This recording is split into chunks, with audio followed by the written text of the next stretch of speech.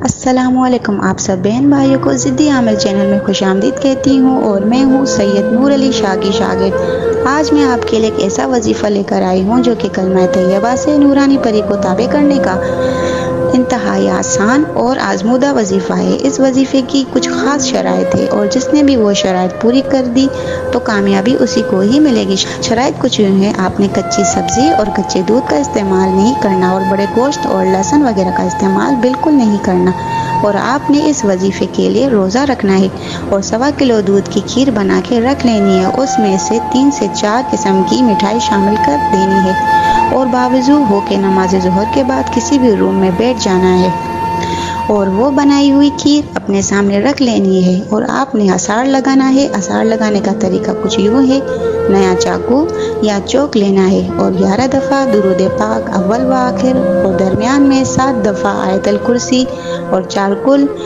को पढ़कर चाकू या चौक पर फूंक देना है और आसार लगा देना है और उसके बाद 6000 बार कलमा तैयबा की तादाद आपने मुकम्मल कर देनी है और साथ ही इंशाल्लाह नेक परी की हाज़िरी होगी।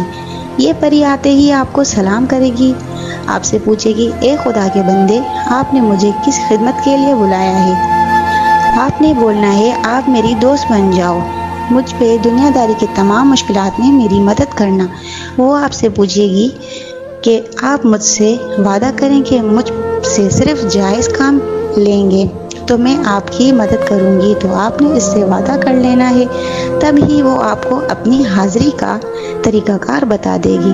तो फिर आपने उससे बोल लेना है कि ये खीर आपके लिए तोहफ़ा लाई हूँ, तो आप इसे खा लें। तो वो आपसे बोलेगी कि नहीं, इससे आप अपना रोज़ा इफ्तार कर लें। तो आपने इससे अपना रोज़ा इफ्तार कर लेना है। ये वजीफ़ा मर्द और औरत दोनों कर सकते हैं, बस अपने नाम का हमज़ाद बनाना ज़रूरी है।